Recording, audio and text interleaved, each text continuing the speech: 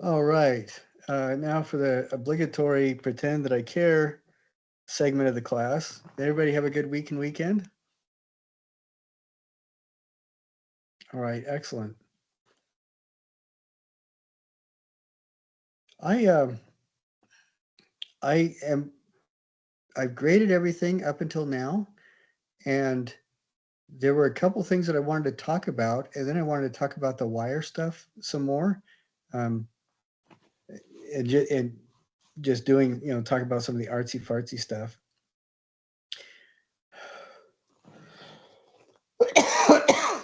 Excuse me. One thing I'm grateful for is that I've noticed that several people have been when I say, don't give you all the points available and explain why, several people have turned around and done what they needed to and resubmitted. And I really appreciate that. Several people also have emailed me saying things like, hey, I turned this in a couple days ago, but you haven't done anything with it. And those kinds of reminders, as long as you're nice about it, aren't a problem at all. But I know all of us have had experience with that one person who doesn't understand that the way they're communicating is very confrontational. Um, and thankfully, that has not been the case in this class so far. There's still, I know Brittany's been looking forward to doing something along those lines. Okay. I'm just fiddling around a little bit. I wanted to um, show some examples of artwork, and I'm having a little bit of a struggle trying to figure out how I can do that.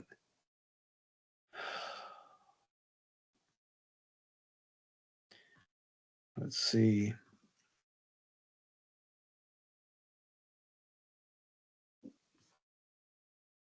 I'm thinking I'm thinking the best way I could do it is just show what my screen looks like. So I guess that's what we'll do.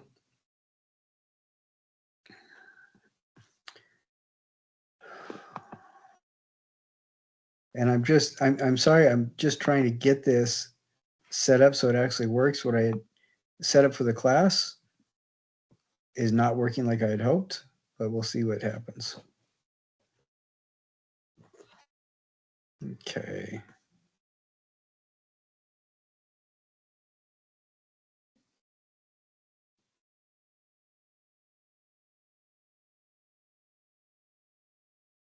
Okay, let's try this.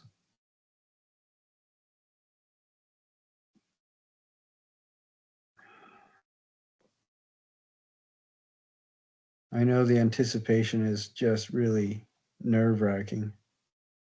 Okay. I Do you guys remember my story 2 weeks ago? I talked about the little bird. I guess it was last week. Talked about the little bird. Do you remember what the moral of the story was?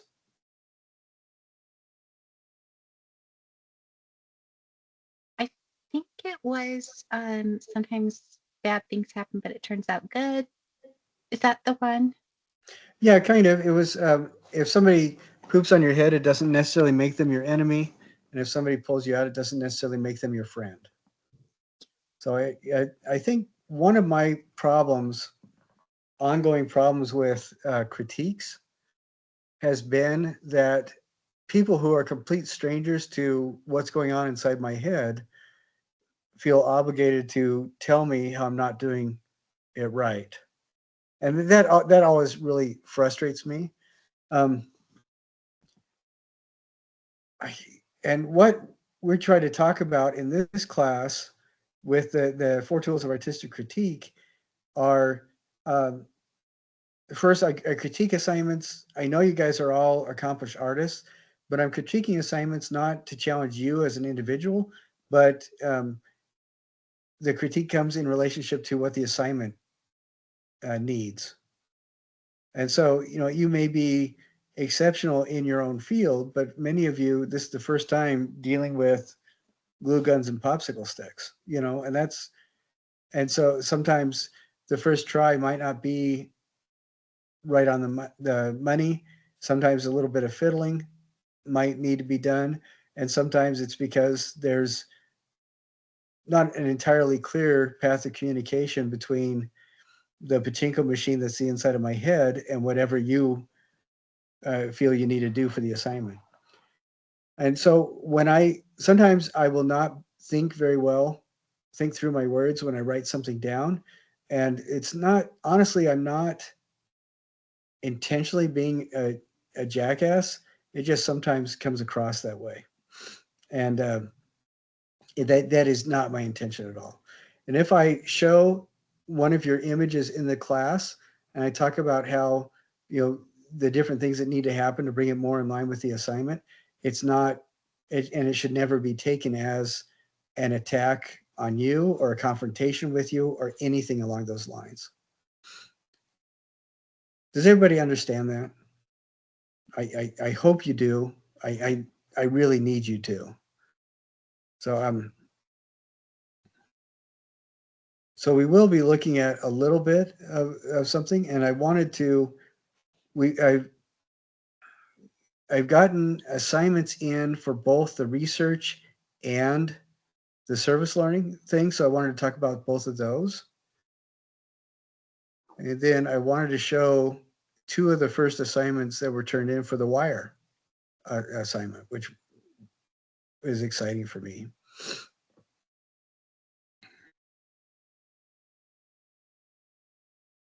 All right, here we go. Okay, so beginning from the top, um, you got folks remember what the 4 tools of artistic critique are? What's the first one? First one should just be describe, right? Yes, exactly. You're just describing the physical parameters of the object. And what's the second one? Either Brittany or Shelby.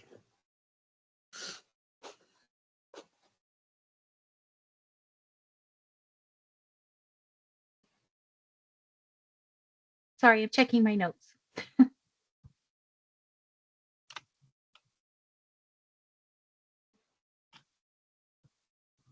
Is it an analysis?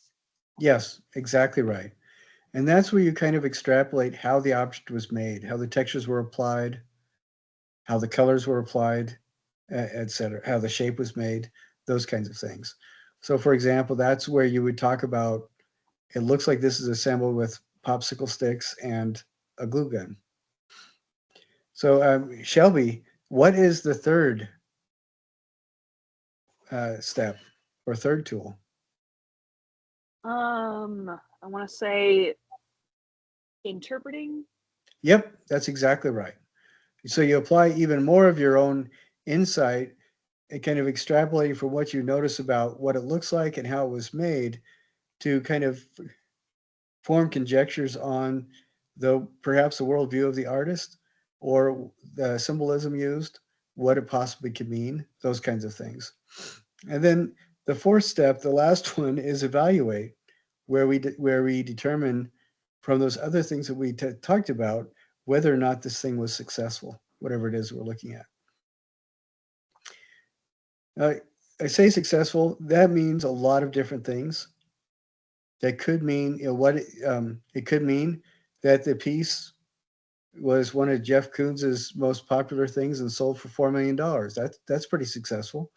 But it could also mean that it did exactly what the artist needed it to do for themselves when they made it. You know,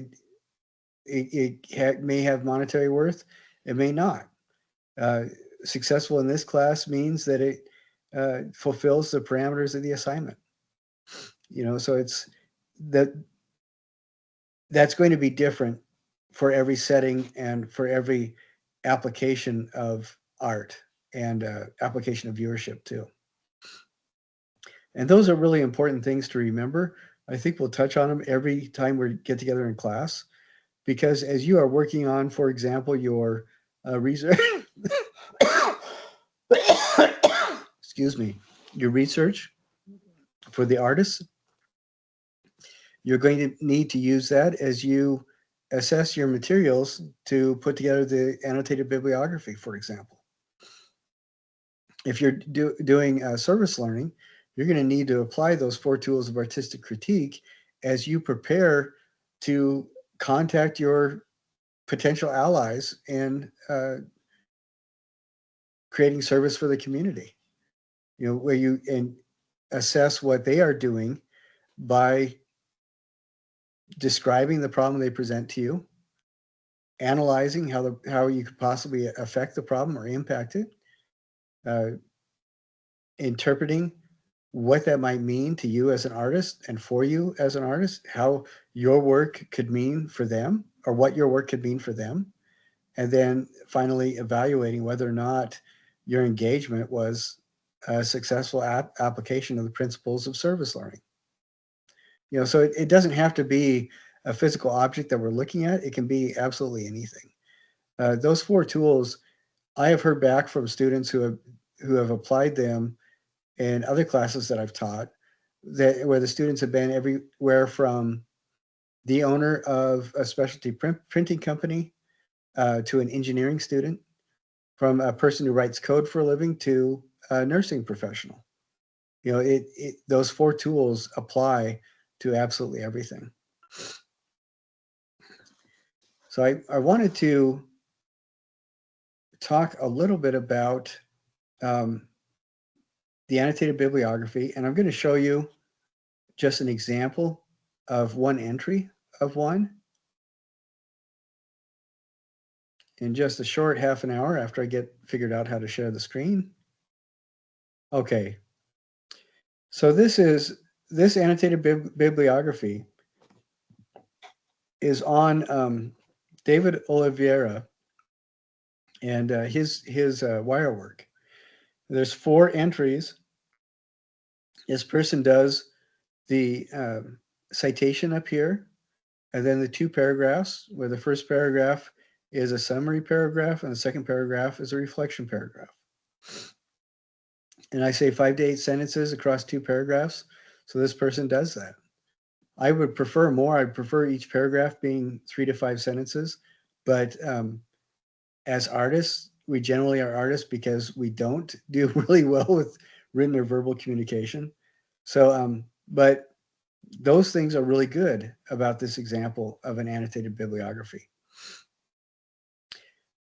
Some of the common issues that I'm seeing, though, are we live in a computer age, and so almost all your research is going to be accessed through the computer. And do you remember I said that they need to have the accessed on phrase for each citation? Do you folks remember why we have to have a date for the accessed on phrase when you're dealing with stuff online? Do you remember me talking about Richard Hoagland at all? Okay. Do any of you guys know who he actually is, or do you just remember what I said about him? I looked him up. Yeah, he's a very interesting guy. And what is fascinating to me is now there are other countries that are accessing images directly from the surface of Mars. And it's fascinating to me because they are demonstrating that NASA did screw things up when they released images and then released them to the same URL address a couple days later with things airbrushed out or whatever. And I think stuff like that is fascinating. But I was trying to do research the other day, and the website that I was trying to get to, it was actually about Jean-Claude and Christo, was no longer working.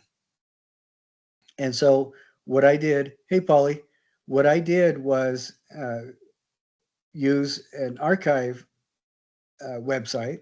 And I think the Wayback Machine is one, archive.net is another one. And I was able to go back in time to when I had first found that website, and then magically everything reappeared. And I was able to do my research. And that kind of stuff is really helpful and really important. Of course, if you're using a physical book, it's very rare that those change after they've been printed. I mean, I heard a story about a woman knew her son was into paranormal stuff, and he had a favorite book that he just got a new paperback copy of, and they had a great grandpa who had just died who was German. So this kid would come home from school and the book that he had been reading, a bookmark would be in the exact same place, but now the book would be in German. And then a couple hours later, he'd come back and it would be English again. And he kept complaining to his mom. And every time she checked, of course, the book was remaining in English. What he didn't know is that she was the one that was caught, she matched all the wrinkles and bends and creases in the pages. And she was the one that kept switching the books back and forth for him. that was pretty good. So, but most of the time, if it's a physical book or a physical magazine, that kind of thing isn't going to happen. And then we also have one of the students that was doing service learning just completed the initial assignment for service learning, which was to assess your abilities, assess what you can do, and then list the kinds of organizations you're going to try to approach and talk to see what kinds of stuff you can do as a service learning person. And this individual did a really clear and concise job of all that, and which is really grateful, which I'm really grateful for. For service learning, again, the restriction on that is it needs to be done within the dates of this current semester, and it needs to be something that only you uniquely can do. So, if you're a digital artist and you have experience as a graphic artist or graphic designer, then it needs to be within your wheelhouse of skills. And I think I told you about one person was a professional graphic designer. This was last year. And what she did, she has friends at Salt Lake Community College, and she actually found out that they needed people to present and mentor students that were trying to get jobs in graphic arts. And so she went up there, and instead of sticking to the time frame for the volunteering, she made it a regular thing. And that, she goes up there all the time now to mentor students and work with them to help them find contacts. So it's not directly an art thing, but it is something that she, as a graphic art professional, can only do because of her particular skill set and her network. So, and I thought that was absolutely great. And to be completely honest, I am pretty good at BSing. And so if you have an idea, but you don't think it doesn't quite fit with the parameters as I've explained them, we'll talk about it, because it may just be that the only thing lacking is a creative introduction to the project. So explaining why it might fit. And I also wanted to put a plug in for, notice that one of the assignments that's due right at the end of the semester is doing artistic critiques of one of your own works and of somebody else's work. So if there is something that you've seen so far that you want to do a critique of, go ahead and do it. And the parameters for that is it must be student work done for this class during the calendar dates of this semester. And so it could be any of the assignments that's done for this class. Do you guys have any questions about those two things, the service learning or the research? Okay, I've noticed that there's about 5 people that still need to go through and declare which one they want to do. Until that happens, you'll have twice as many assignments in this field, because it'll still show up. If you want to do service learning, until you declare that you're doing service learning, all the research assignments will show up for you as well. And the other way around too. If you haven't declared yourself to do research, all the service learning assignments are still showing up as being due for you. So whichever route you want to go to, there's about 5 people you need to turn in that assignment. So go, and you'll see that there are assignments that have zeros on them, and that's because the due date is past, and that is not because you've lost all hope. I put a note there, please submit to receive points, and that's what you need to do. Just turn it in. Every semester too, there are people who will ask why assignments are locked, and they aren't. They're locked, but they're unlocked by going through all the material in the module preceding the assignments. You need to go through each section in order, one at a time, to get there. The reason I had to do that is I have had students where their only interest was going to the assignment and trying to do the assignment first, which ended up being really frustrating for them because they didn't understand why they weren't getting the grade that they thought they deserved. Well, it's because, as with everything else, the assignments are highly contextualized. You need to have the background in place in order to get to the point where you can do it. The biggest problem was actually not the physical assignments, it was the essays. Because, of course, all the essays you write for each module have to be about the artists in that background section immediately before the essay. So if you go right to the essay, I was getting essays from artists that I have no idea where the person found them. They had no relation to anything in the class, and they were frustrated that they weren't getting a very good score, but it was because they weren't going through the module as it was outlined. So blah, blah, blah. I'll pretend that everybody heard me and everybody listened intently. Okay, excuse me. I also wanted to talk a little bit about the quiz. The quizzes, people have been doing pretty good on those. There's been a couple missed things, and it's interesting to me because I could tell right away the people that have access to the book and use access to the book always score at least 15% higher than the people that don't, and sometimes a lot more. And as we go on, it's becomes really important to access that book. That's what this class is built around, the knowledge in that book. So if you are not getting a good score, or you miss something, there'll be a note on there where I ask you just to look at it again.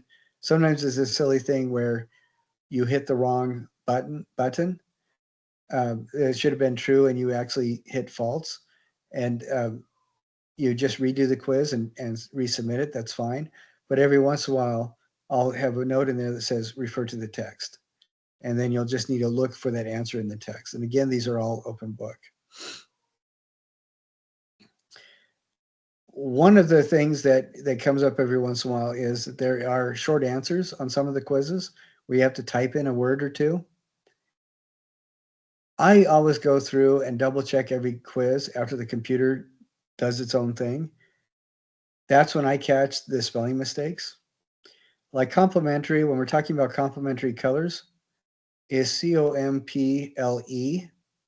And when you tell somebody how nice their shoes are, or you're so happy they no longer have drool running down their chin, or that type of compliment is COMPLI, and that is the single most common spelling mistake on these quizzes for every class I've ever taught. So, but I go through. I want you to know I go through individually, double check those, and give you the credit, even if it's not spelled correctly. So, but all right, before we go on to the next thing, any questions from anybody about any of that stuff?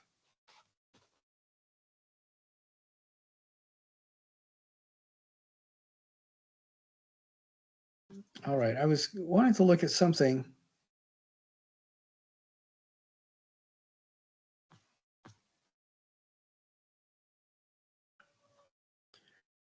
Okay, we did talk a little bit about Alexander Calder and those guys, but I wanted to look at a couple of these artists again. Just a little bit of background on them. Oh no. Oh, I think I may have, because notice that a couple of them, their websites are no longer working, which is kind of sad.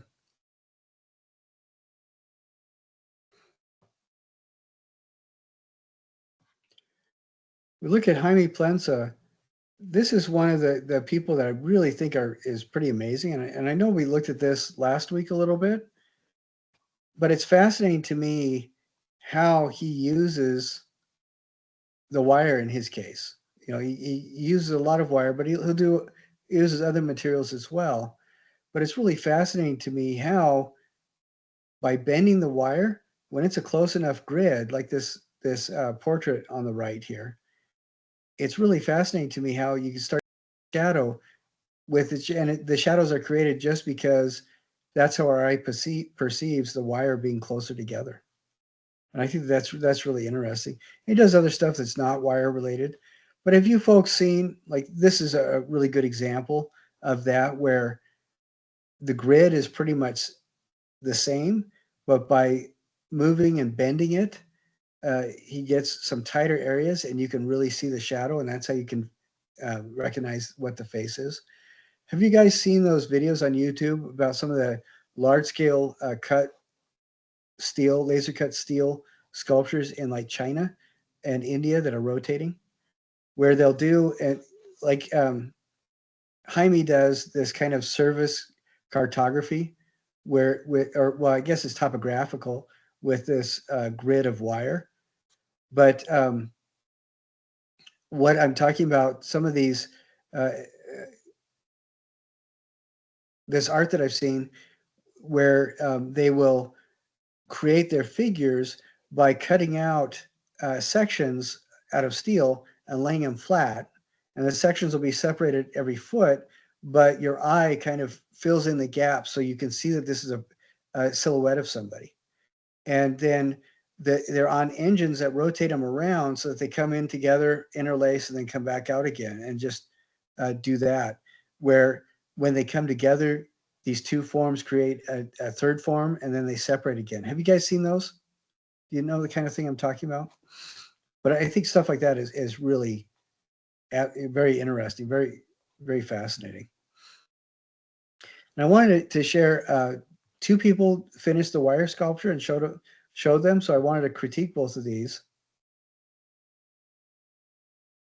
So here's one. And I'll tell you some of the things that I like about this. I think the person did a good job using the materials that they had access to. And it looks like they used another material as well. So this is obviously a fish, or a shark.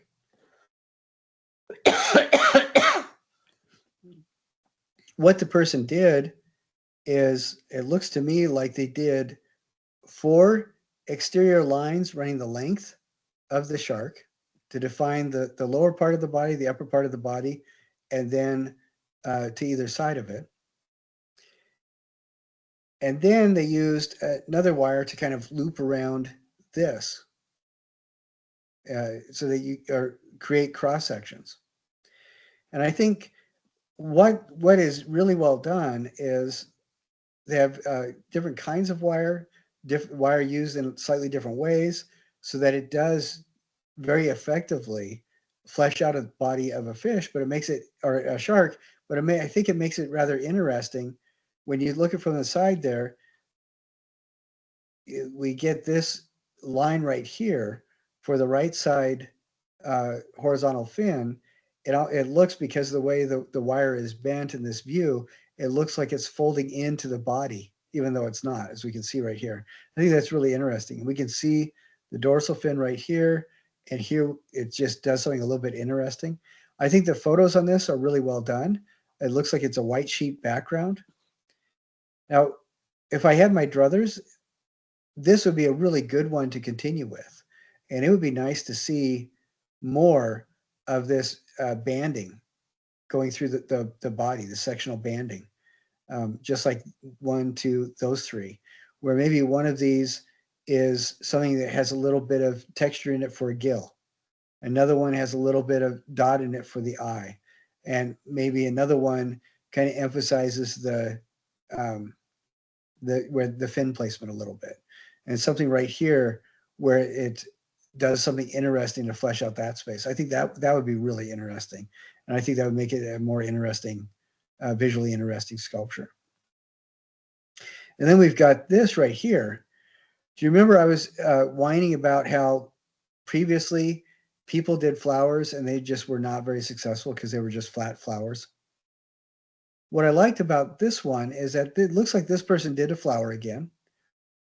And instead of making several flowers and making a bouquet, they did this so it almost looks like a rhododendron, or I think they're maybe hydrangeas, something like that, where the blossoms come out from a center point and come out on individual stems. And I like that because, yes, it's a rather simple form. It looks like there's just 5 or 6 petals on each one, and each one is made very simply. But this person made a lot of them and then put and brought their stems into a common center. So then it becomes a lot more interesting and is a lot more engaging, I think, dealing with three-dimensional space. And I think that that turned out really well. So that didn't bother me very much.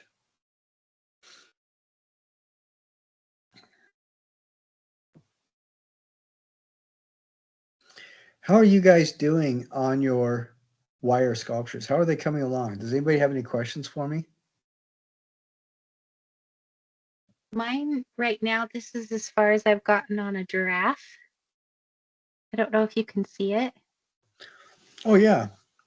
Um, So you started building the body by making a coil like a slinky. yes. I was just wondering, I'm having a really hard time, like strength-wise, with twisting the wire. Are there any tricks to like leveraging so that I can mold it easier? Does that make sense? Um, it just takes grip strength. That is one of the biggest problems with this assignment, I think. Um, but if you have access to somebody with good grip strength, you can direct them to do those elements for you. You know, don't say, yeah, I just want this wrapped around here. Show them exactly where to wrap the wire and tell them exactly how to wrap the wire. So they're not doing any thinking. They're just being the tool for your creativity. And if you want to do that, you know, if you don't have the grip strength for that, I think that would be okay. I would, if you are going to have somebody do that for you, I would highly recommend find out something that they really like and give it to them when you're done. Like, I don't know, I really like Macy's and Harmon's make some really good tiny fruit pies. Though, I mean, that's always a good bribe. But you know, if that is a sincere problem, then that might be one way to do it. Another might be, I would say, take a trip to Harbor Freight and just look at their pliers and see if there's pliers there that might be able to help you grip it better. They have small beading pliers that are about 4 inches long, and there's several different kinds: flat nose, um, needle nose, and pin nose. They also have the bent pin nose, and all of those are really good. That's what I use when I do my wire. Um, so that's another thing to think about. And it may be, you know, it may be that you might have to get a bag of twisties or something like that at IFA and see if you can use that to twist tie the wires together. But you know, there's several different things to try. Just try really hard not to give up. The reason why I think it's okay to have somebody else be your hands, as long as you're telling them precisely what to do, is um, artists have been doing that for a very long time. Going back to ancient Egypt, um, you'd have the head artist doing a tomb painting, for example, who would do it maybe 1/10 scale, and then they would draw a grid across it, and his underlings would draw the same number of square grid on the actual tomb face, and then carve it in, matching the master's drawing. And you know, and then same kind of thing with stonework with the Greeks and Romans, and even people like when Charlemagne was around, the Carolingian Renaissance happened in part because workshops would have masters that would direct the students and the journeymen how to do the things that the master wanted to have done. And so you could get a bronze casting done where a team of 20 people would work, and it was attributed to one artist because that was the person who designed and coordinated everything. So I don't think that that's kind of a thing is an issue at all. But like I said, bribes are important. if that's the route that you want to take. And be very careful, because sometimes people think that they're in charge when they just give it to somebody and tell them to do it. And that's a bad thing to do, especially for this class, because um, then it becomes a collaboration and it's no longer just your work. But when you are directing people to do exactly what you tell them to do, then it's still your work. You're just using their hands as additional tools. Okay, I wanted to go over the quiz a little bit, if that's all right with you guys. If I can pull it up here. Okay.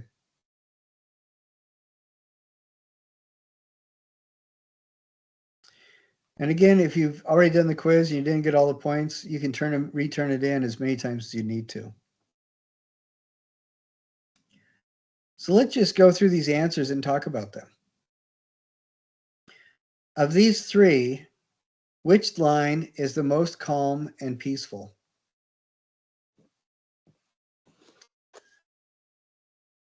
And let's look at it this way. Is a vertical line very calm and peaceful? What does a vertical line make you feel? Uplifted, kind of energized up. Yeah, you want to look towards the end of it. I think that's a really good assessment, but there is a definite energy. Is a diagonal line very calm and peaceful? No, what's going on with the diagonal line? In my mind, it's in the process of falling. When you draw or paint water, one of the things that you're told over and over again is that water seeks its own level. And so you have to be thinking constantly about the waves moving horizontally. And you can see this before we start really understanding that as artists, you can see when somebody tries drawing a waterfall, they're drawing the movement lines in the water the way they think it should be, and it just doesn't look right because they're not paying attention to the fact that the water seeks out its own level. So of course that is a big hint to which type of line is the most calm and peaceful. When the water's at rest, of course, it's horizontal. Now here I'd like to hear from three different people your thoughts about, are the unifying principles of design absolute rules, and why or why not? So it's not just a yes or no question, it's also a little bit of articulation as to why or why not. Who would like to tackle this first?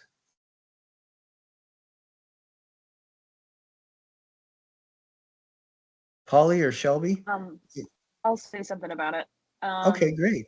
I feel like in classes, like a lot of times, teachers, professors will be like, "This is how you do something," and I think that it's interesting because it's like a lot of times those rules are made and they're enforced, but they're also broken a lot, and so it's like principles of design are obviously extremely important, but a lot of times they're not. I wouldn't say they're absolute rules because a lot of times you can go outside of those parameters and still have a very successful piece. So No, I think you're absolutely right. Excellent.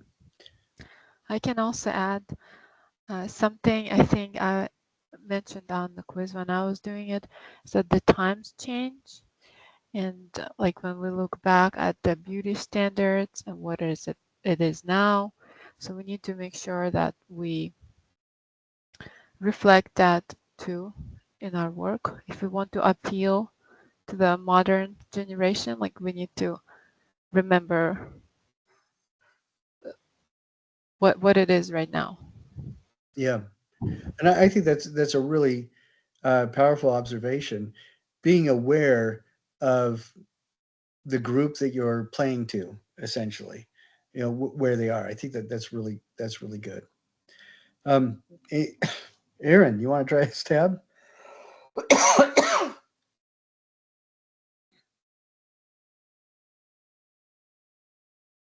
I mean, if you want me to. Yes. I'm very visual, so whenever I think about these questions, I always use an example of something that like makes sense in my head. I remember when I took the quiz, I used Matisse's Harmony in Red as an example because it has no focal point. And that's kind of one of the unifying principles that we read about in the book, that it's supposed to have a focal point or an emphasis. And Harmony in Red is kind of has a lot of very, I mean, it's got very bold red, and it doesn't have like anywhere you're specifically supposed to look, and your eyes kind of darting around the image. Just because that piece doesn't have that principle doesn't make it any less of an artwork. And so while a lot of great pieces do tend to follow that, it's not absolute. It doesn't mean that they have to. Well, and I think all of you really have a good understanding of this. And I really like what Polly said. It sometimes when you're doing something and you have a specific message in mind, you have to play against people's expectations of those, like Matisse did.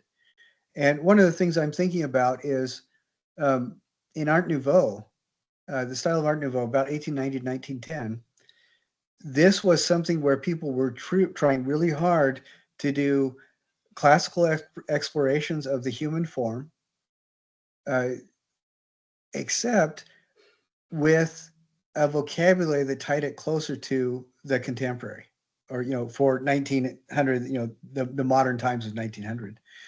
And so, when before people would do portraiture, they would have more or less a very formal balance, which is one of the principles of design. In Art Nouveau, they tried very hard to turn that into an informal balance. And when before uh, frames might be complicated and intricate, but they were designed specifically not to detract from the artwork. With Art Nouveau, frames became incredibly intricate and part of the artwork. You get the framing around the figures and stuff like that. And I look at something like Jackson Pollock, who everybody just thinks, oh, those are random spatters, and they really aren't. He's dealing directly with uh, principles of design and balance, the unifying principles of design, but he's drawing them from his Dene friends, particularly the shooting chant, sand painting. That's where he got a lot of his colors from. That's where he gets his balance from. And one of the unifying principles of design, like Aaron is talking about, is a focal point.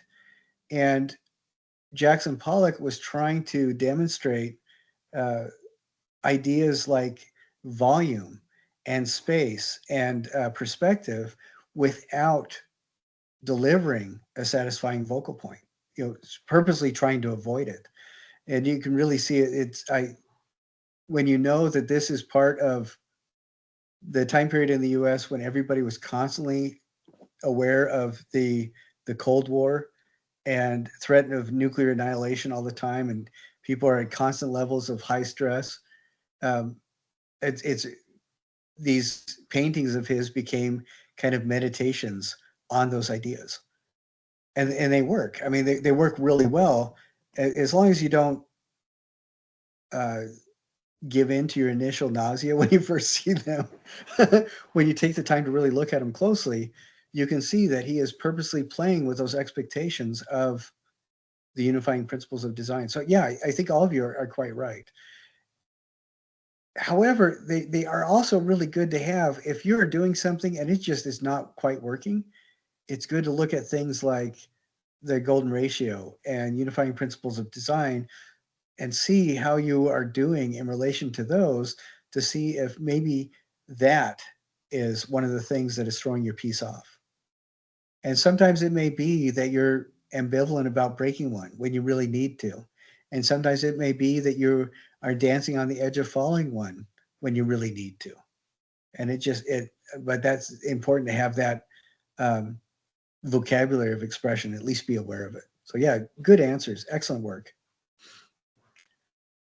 Do you get, this is one of the ringers. This is out of the book.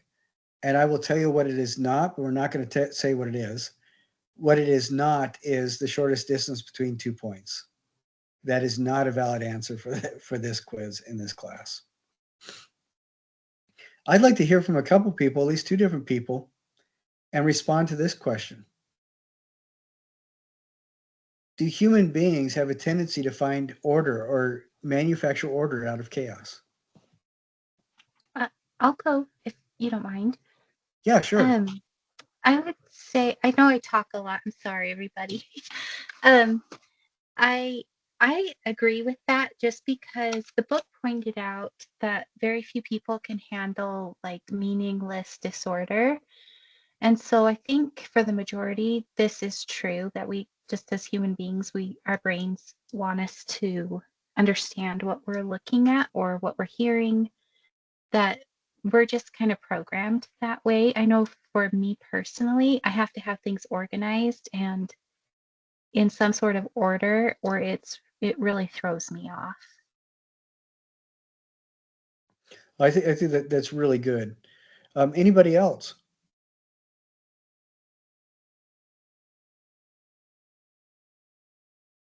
Well, I'd like one other person to talk about this.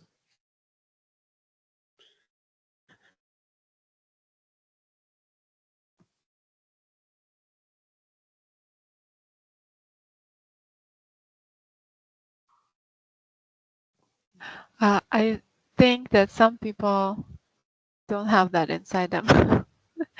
Looking at my husband and my kids, I think they strive in chaos and they like having it around them.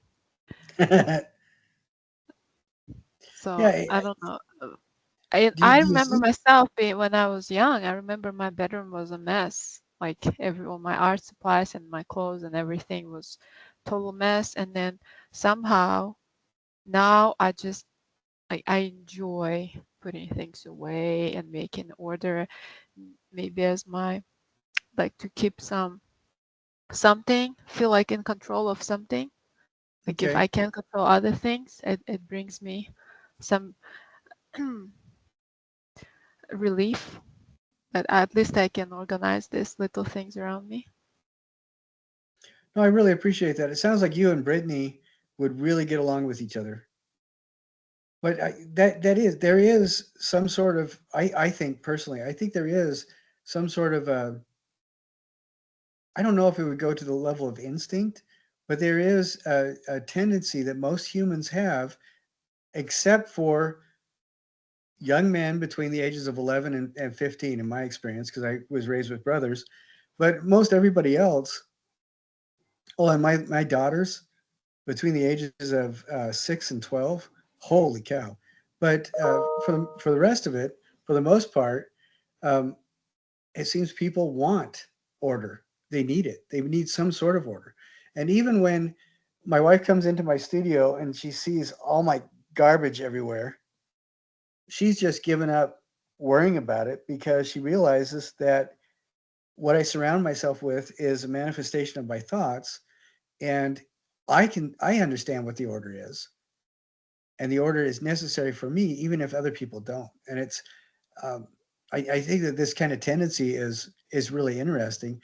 And even though artists may live in a completely disordered physical environment, when they start working, you can you can almost hear gears clicking into place as stuff comes into line and everything fits. And that's almost every artist I've spoken with or interacted with kind of describe the process in relationship to the pieces fitting together. And I think that that's really interesting. What is the numeric ratio of the golden section?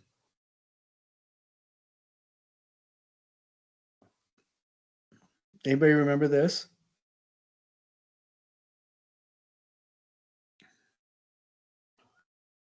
It's about, have you guys heard of Fibonacci? Fibonacci was the nickname of an Italian mathematician. I don't remember his actual name, but he was counting how branches on a tree separated, or the relative length to width of flower petals, or how leaves were made, or all these kinds of things. He started noticing there was a regularity to the numbers, and his sequence he developed was um, if you have pick any three integers in the sequence um, in order, the third one will always be the sum of the previous two. And so the order is 1, 1, 2, 3, 5, 8, 13. It just keeps growing from there. And what's fascinating about that is you take one of those numbers and divide it by the one next to it, and it will give you the ratio to really close to the golden section ratio. And the larger those numbers are, the closer to that ratio you get. And that ratio is 1 to 1.618 or 1 to 0.618.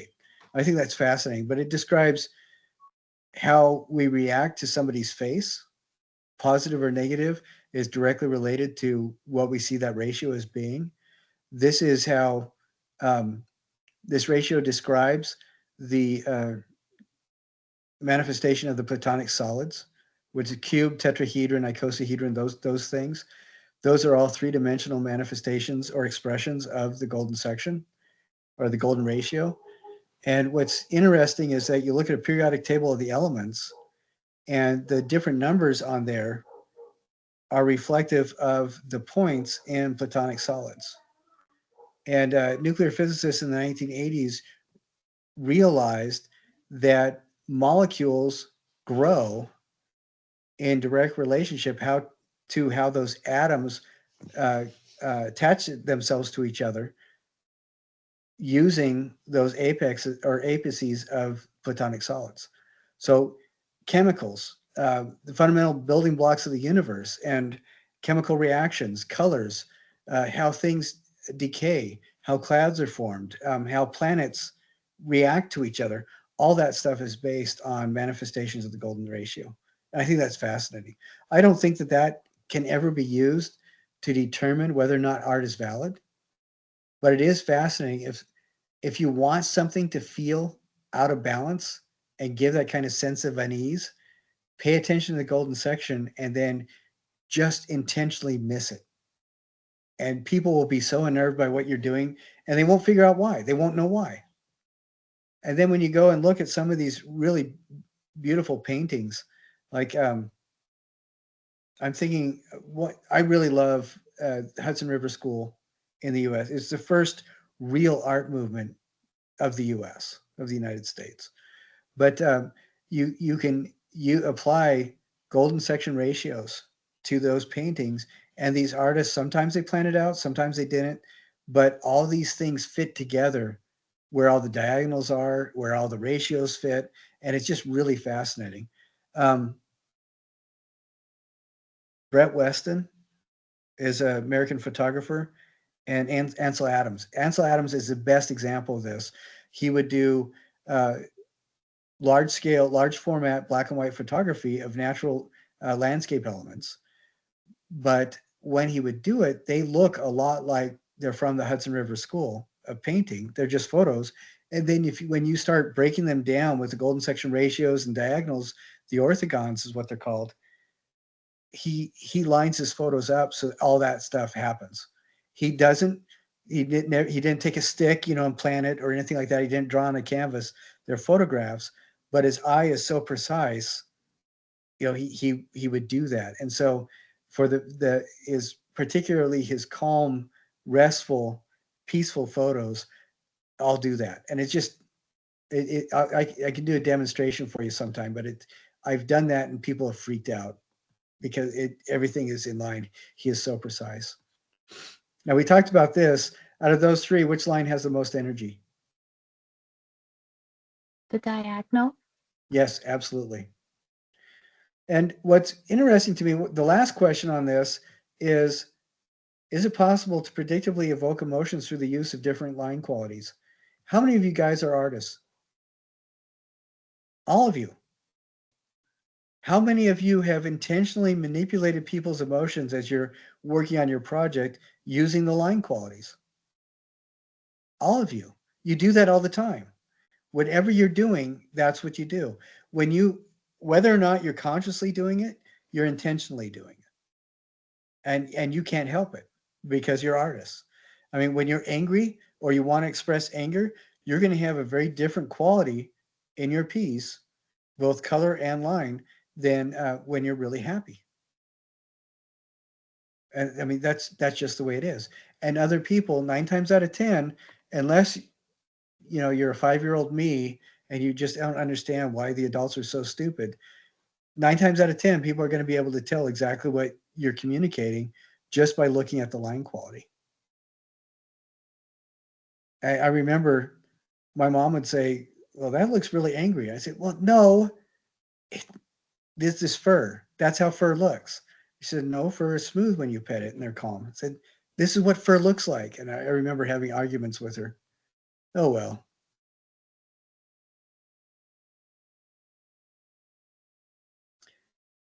Does any of you remember all the 7 unifying principles of design? Anybody want to spout them off? I don't think you need to. They are in the textbook. So, but they are definitely in the textbook. And they're in a section where each each one of the principles is described in 2 or 3 paragraphs, and then it goes to the next one. So just when you go to the textbook, do that. But this is where, emphasis, economy, balance, all those kinds of things. I would like to hear 3 different ways an implied line can be created.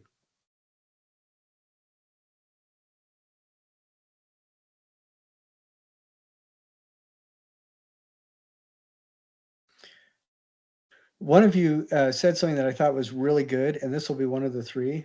They said on their quiz where different textures meet. I'm thinking, oh yeah, when the Favis, when Matisse was doing his paintings, and Cezanne, they're very aware of the illusion of the line, in defining forms, because the natural world very rarely uses lines to create forms, but we see them like where a shadow is on one side of an object and not on the other. We manufacture a line. What are some other ways that lines are made or implied lines created? Yes, Brittany. I liked the book's example of using where the people, if you have a picture of people, where the people are looking creates an implied line for where the artist wants the viewer to look, like a hierarchy of where they should be looking. Oh yeah, that's excellent. And that reminds me of, if you get a chance, look on YouTube. Dan Aykroyd, "What in the hell is that?" It was a whole skit that he did for SNL, where it's exactly like that. The implied line that eyesight, or that direction or gaze focus creates, because you see the line in your mind even though it doesn't physically exist. Um, and what's another one? I think of like linear perspective with the shapes varying in size going back kind of makes us discover our vanishing point. Well, and I think that that's a really good one, because like with telephone poles, whether or not there's a wire that connects the telephone poles, it still creates that line because of the ends of those shapes. And you see them in perspective, you generate that line. You can't help it. So yeah, that's a really good one. I'm thinking, if you are also drawing lines that are kind of dashed or whatever, we fill in the blanks too. And I think all of those are really good examples. So that's 5 different examples we talked about in just a couple. Yes, Polly. Did we already say the gaze, like the looking of the Yeah, sculpture? yeah, Oh, we did? yeah. You and Brittany both, and that's a really powerful one. I like that because that is one of those things where the implied line exists beyond the confines of the sculpture or whatever the piece is, and you can make those as long as you need to. The Dan Aykroyd skit, he's basically just gets a whole crowd of people together, and they're all looking at something, and he keeps saying, "What in the hell is that?" And then more and more people start looking in the same place, and they start reacting the same thing, and he finally leaves, and all these people are looking really intently at something to try to figure out what it is. But he created an implied line that everybody was kind of drawn to. But yeah, Polly and Brittany, yeah, that is a very powerful one, the eyesight. Now, what is the intent of the work? This, I think, is a little bit more difficult of a question, because most of the time in classes that you take, especially art history, when you're asked to describe what the intent is, you are trying to describe what you think the rationale behind the piece is. An intent behind the work, for the purposes of this class, we talk about what was the artist trying to do. And that makes a lot of sense. What I think can be frustrating as we go on, we're going to be talking about conceptual work towards the end of the term. In that case, sometimes the intent might be doing everything you can to avoid intent. You look at, I think, I want to say Yo Moreau, but I don't remember the artist's name specifically. He would make organic geometric shapes. So tearing out paper in the shapes of squares, for example, and he would set them down, doing everything he could to avoid any sort of context or emotional connection. So the intent of the work was trying to avoid showing intent. When Marcel Duchamp, he only made maybe a dozen of his ready-mades. These were things like the most famous one is the fountain, the urinal that he stole from a construction site. He probably didn't steal. I hope he didn't steal it. I would think it would make a great story if he did. But one of the things he said that was he only made a dozen of them because he was trying very hard to find objects that he had absolutely no emotional connection to. And so in that case, the intent was to drive people away from trying to find intent in the object. He's trying very hard to get you to examine yourself and your relationship to ideas of what art means, for example. But that's something, doing something with no intent, I think is harder than doing something difficult with intent, because we do have so many connotations, or we're aware of so many connotations. So, but and I think that what I want to do going forward for each module, I want to go through the quiz like that, so we can talk about the different elements in the quiz. And as we go on, the quizzes are going to talk about things that are a little bit more in depth.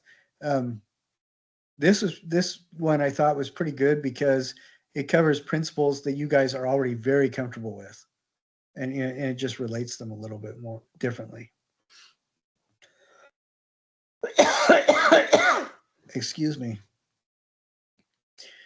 I wanted to iterate again that there are a few people that have not turned in the declaration of whether or not you want to do artist research or service learning. Please make sure you get that turned in, and that will eliminate, whichever one you go, that will eliminate 3 or 4 extra assignments. Because if you are doing the artist research, you're only responsible for the artist research assignments. If you're doing the service learning, you're only responsible for the service learning assignments.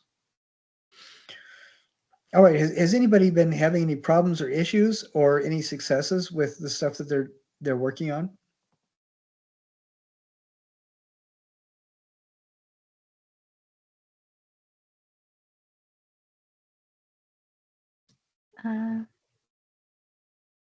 Well, I got the torso and the neck shape of my giraffe. It was really hard, but I guess I would count that as a success. It still needs work, but.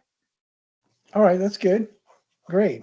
Yeah, the wire can be a challenge.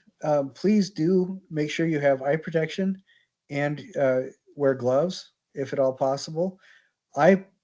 I like getting there. You can get like $2 work gloves at Harbor Freight. Those are the ones that I use. If you don't, I cut myself pretty bad just with the end of the wire. I had snipped the end of the wire. I was bending something. I was really torquing it with the pliers. My hand slipped, and the end of the wire went across my thumb really quick. And it was rather startling. So What do you I make? heartily recommend gloves. Yes, Polly. What do you make? What kind of art? What do you do? I am.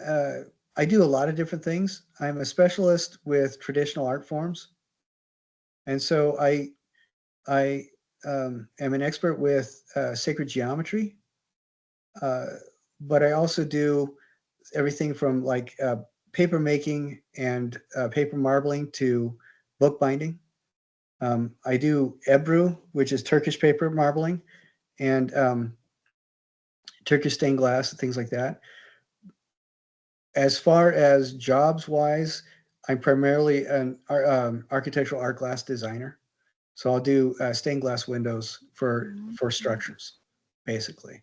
And then I also, if you look up my name online, you'll see a lot of my um, sculptural stained glass work, which is not glass blowing. I did help set up the glass blowing, the hot shop at BYU, but I will do flat glass and sew it together.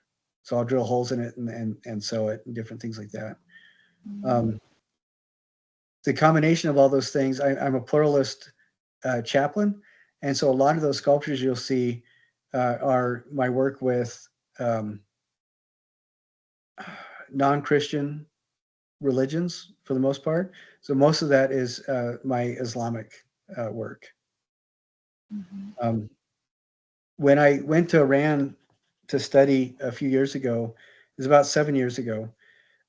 When I went there, they invited me because I was an American who was actually interested, and I think it shocked them. When I was leaving the airport, do you guys mind me telling you about this? Because this was actually a lot of fun. But you That's know, I interesting. told you my what's that, Polly? I like it. Yeah. Okay, thank you. Uh, I told you that I don't sleep very much. I do a lot of reading, and as part of that, I have a lot of stuff going on in my brain all the time, and there's a lot of things. But about 20 years ago, I started really intensely studying Islam because it was shortly after 9/11, and you guys are young enough, you don't remember. It was interesting. Within 48 hours, everybody in the West absolutely hated everything that was Muslim because they were convinced that the 23 insane people that killed 3,000 Americans, including babies and pregnant mothers, uh, represented the 1.2 billion Muslims on the planet. And you can't condemn a quarter of the Earth's population or a fifth of the world's population by the actions of 24 people. That is just insane. But social media and consumer media was so bent out of shape on getting on the bandwagon that everything Muslim was wrong and evil and satanic. So my reaction was, well, I want to find out, what is really going on. And so I started reading, I started learning, and then I started creating artwork to kind of share what I was finding out because nobody wants to sit through a lecture about that kind of stuff. And I started reaching out and making friends. And I took online courses from different Muslim universities, like Wise University in Jordan. That was pretty cool. I There was a gentleman an imam in Azerbaijan, wrote a book about Islam, understanding it through the 99 names, and he came across my work. He couldn't write anything in English, but he had one of his congregants translate his book into English, and then they emailed it to me. Just really, really cool stuff like that. And so, in about 2017, two universities in Comoran came across my work, and actually they started in 2016. Started talking to me about, would you like to come for Islamic art intensive? And my response was, hell yes. And so I started the process of getting the visa and everything like that. And when I left Salt Lake, went to Houston, and then flew out of Houston to Iran, to um, Dubai, and then from Dubai to Iran. When I was in the airport in Houston, uh, I I wasn't really aware of the time zone change, and I ended up having to run to the terminal to get on the plane. And as I was leaving, I came up. They were looking at me like you look at me, I am the poster child for white America. I just, everything about me, the only thing that separates me from Conan O'Brien other than the money is the hair. I'm very white. And so I show up and they can't understand why this white boy Christian American wants to go to Iran. And so the people at the terminal were confused because it was Dubai Airlines, but everything checked out, and I found out later, I had a sponsor I didn't know about in Iran, and I'll tell you about that. But so I start going down the hallway to the plane, and I'm passing one, two, three. There were four armed U.S. Border Patrol agents with submachine guns at the ready, and I thought, Wow. "Holy crap!" So I just asked one. I said, "Can I ask you a question?" And they said, "Sure." I said, "Why are you here? I'm not a danger. None of these other people, they don't look frightening." And he said, "No, it has nothing to do with the people wanting to go to Iran. It has everything to do with people that don't know what's going on, wanting to attack these folks. It's just because most of these people going to Iran are U.S. citizens visiting family, and their concern was protecting us from extremists in the US. Think about that for just a second. That's why they had to have armed border patrol agents to protect us, which I thought was amazing. So I get on the airplane, everybody absurdly friendly, ridiculously nice. It was just absurd. So uh, that was a long flight, 23 hours to Dubai. And then it was about an hour to get to Iran from there. And I remember coming off the plane, there were a whole bunch of Chinese nationals that were touring Iran. China has several tourist um, what treaties with Iran, so it is a major tourist destination. They have Iran looks very much topographically like Utah, and just like we have the Park City, and all that here, um, they have the same kind of high, uh, snooty um, ski lodges and stuff like that in Iran.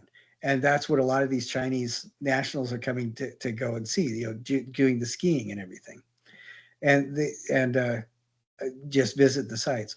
So I come off the plane and I meet another American that was there too, who was again very white, but she was a Shia Muslim as well, and she had on the plane she got out of her American togs and put on her Iranian appropriate robes because the conservative elements of the government require that women in international travel and on all federal documents have to have their black chauda and hijab, which is the hijab hides the hair and the chauda is kind of a basically a garment that you drape over your dress and everything else. It's like a cape almost, and you don't have to wear it all the other rest of the time. But for all your federal documents, you have to have it.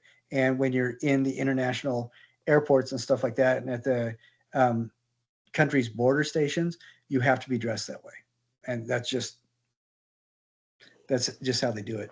But so and she went through without a problem because she was Shia. And here's this Christian white boy coming through. So I was detained by the Iranian Border Patrol guys. The plane landed about 10:30. About 4 hours later, spoken to six of these guys, really, really nice, pleasant young men, um, super cool dudes, but none of them could believe I wasn't a spy. They saw my websites, and they kept asking, "So what are you doing here?" And it finally took at 2:30 in the morning, they were able to get to a couple of the university officials, and they said, "Yes, yes, he's with us, and this is the program. This is why he's here. It's an intensive. We're learning about all this kind of stuff." And they were asking questions. And by the time I spent 4 hours with them, we were all really good friends. they they helped me carry my luggage and everything. They're just really, really super nice to me. And as I was leaving, the last stop was they invited me for coffee and donuts, and we had a little bit of a party and stuff. And then I get outside, and the one lady that had come off the plane with me, um, they hadn't let her.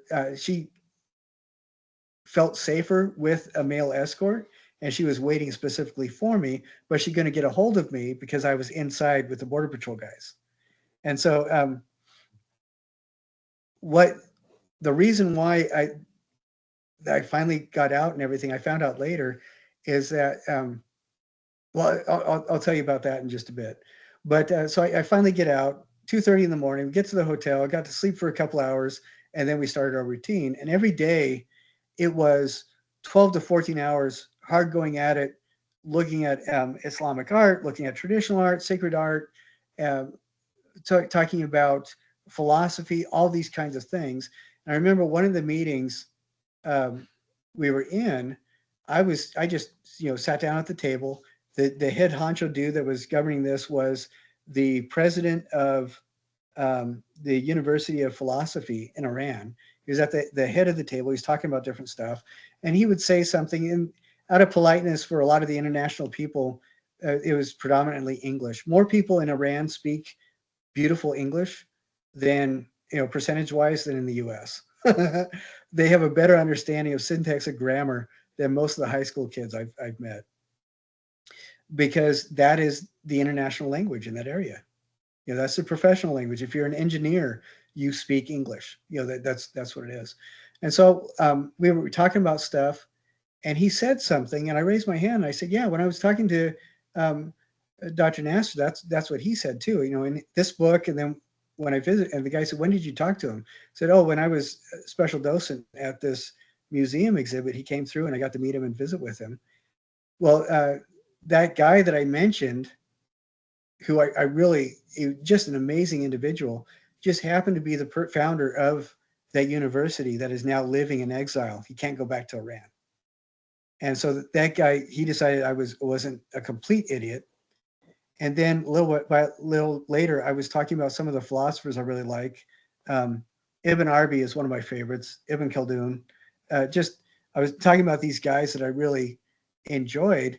And after our lunch break, he had me sit next to him, and we just kept on visiting and stuff, and that was happening quite a bit.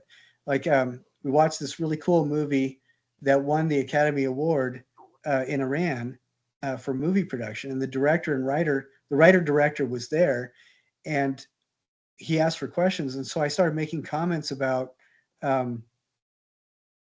the where like chiaroscuro and specific artists, like making references in his film, because he was doing a lot of references to Renaissance and Baroque artwork from Europe. And I was talking about the colors and things like that. And after a while, he and I started trading movie titles back and forth and talking about stuff. And then finally, his right-hand man put his hand over the microphone and said, "Mr. Kosarak, there are other people that want to talk to him too."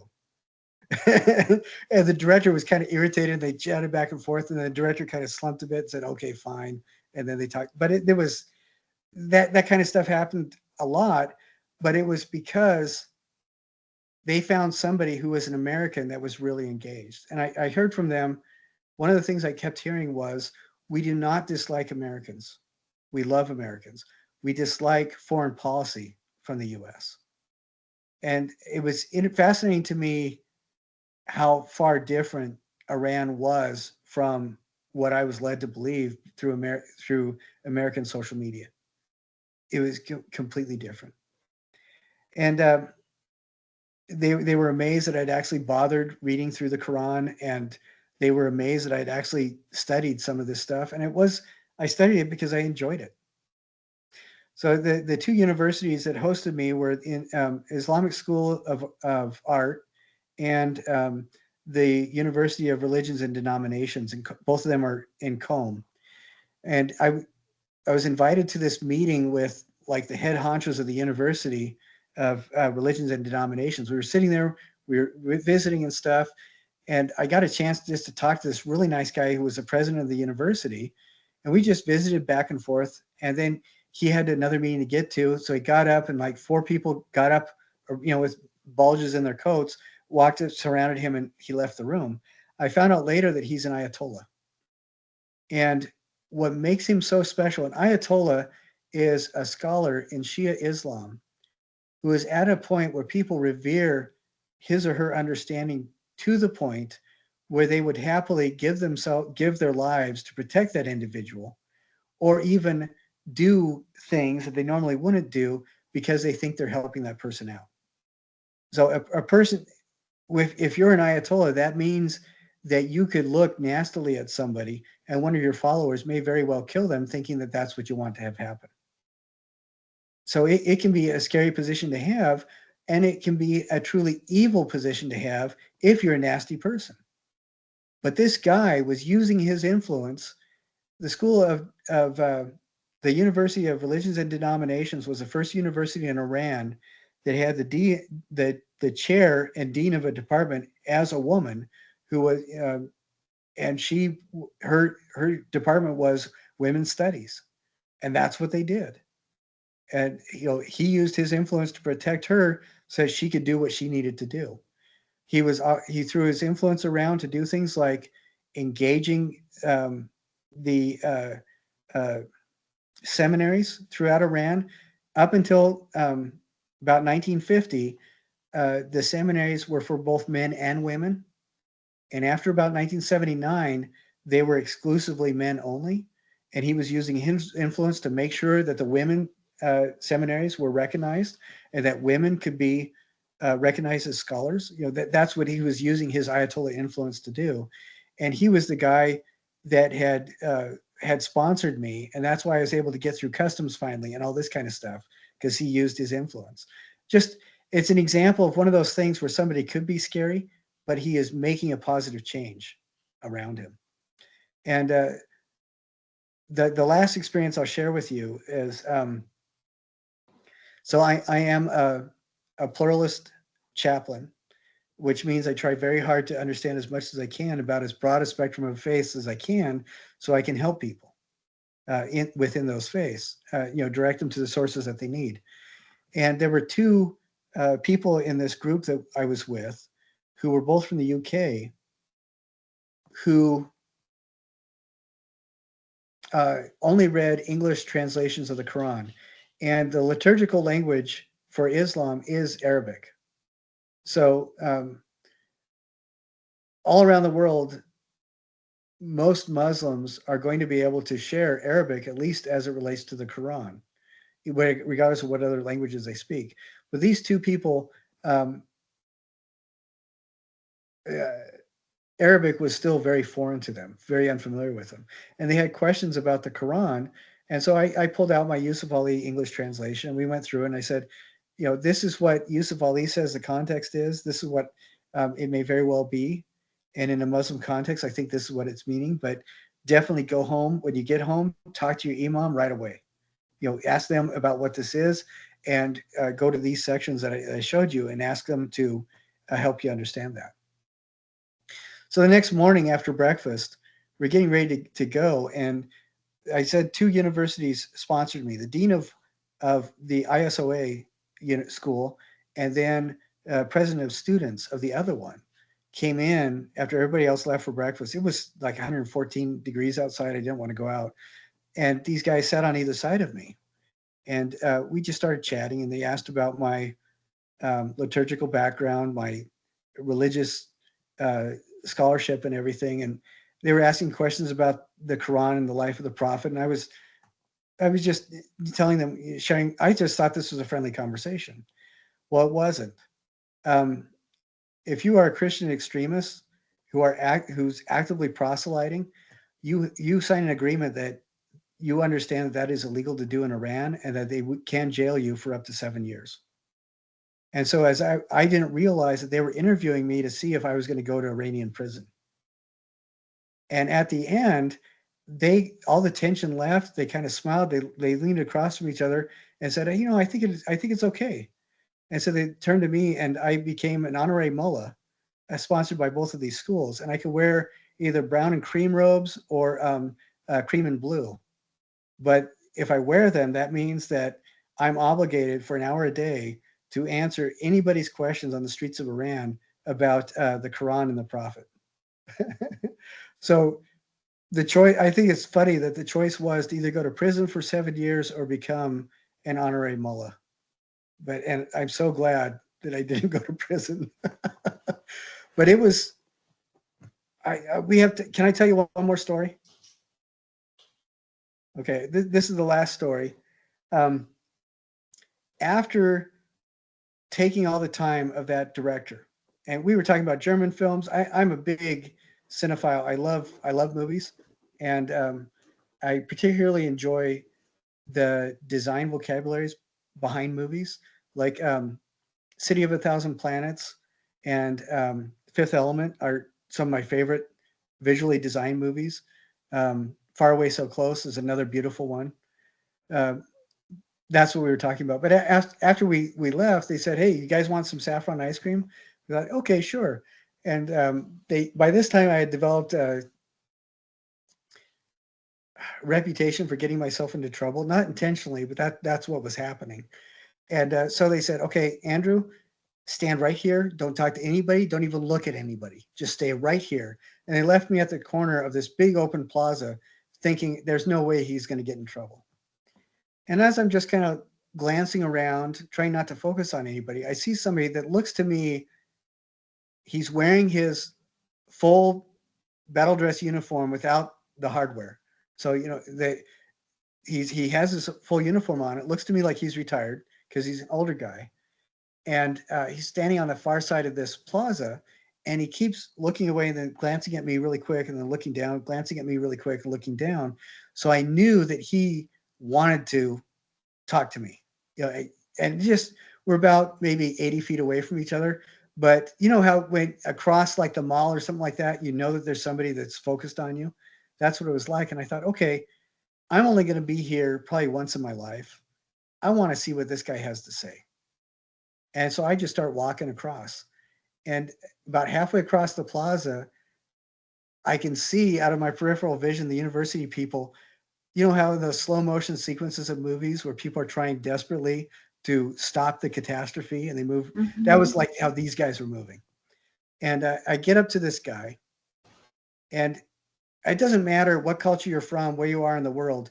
You put your hand out to shake somebody's hand, they will almost always respond by being kind all the time. I mean, people are nice. We can't help. We're hardwired to be nice to each other.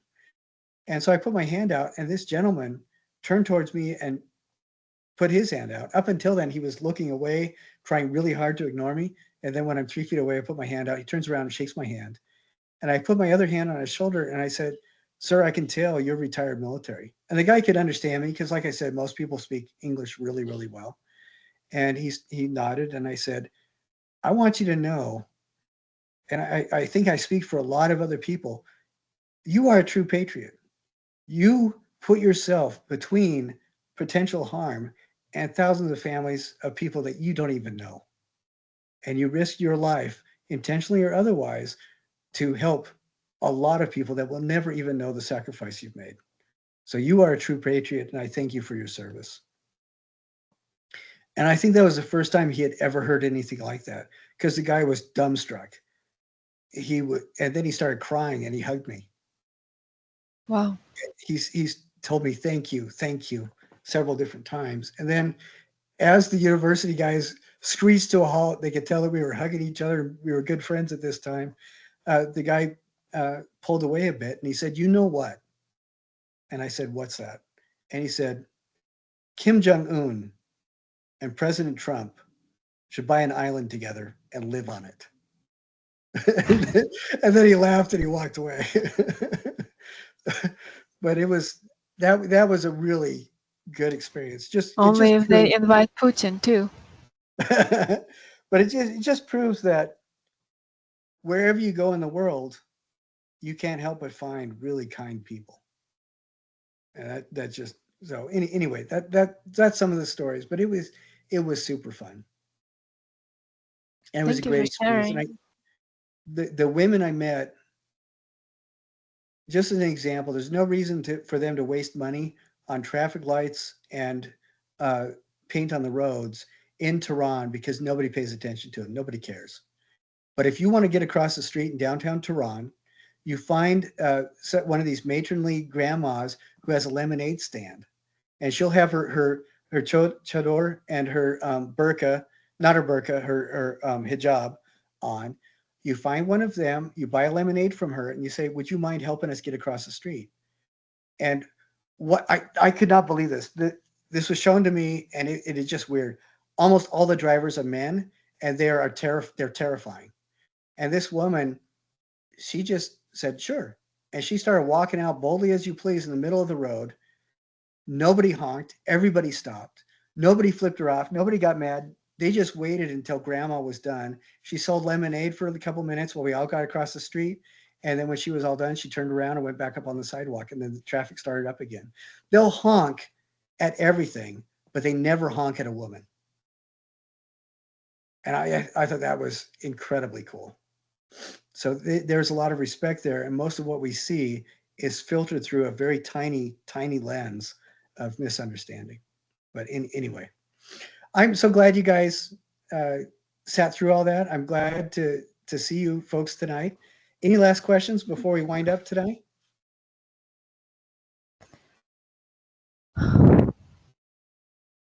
All right. Well, hope you guys have a wonderful week and weekend, and I look forward to seeing the wonderful things you make. And I will see you guys next Wednesday. Good night.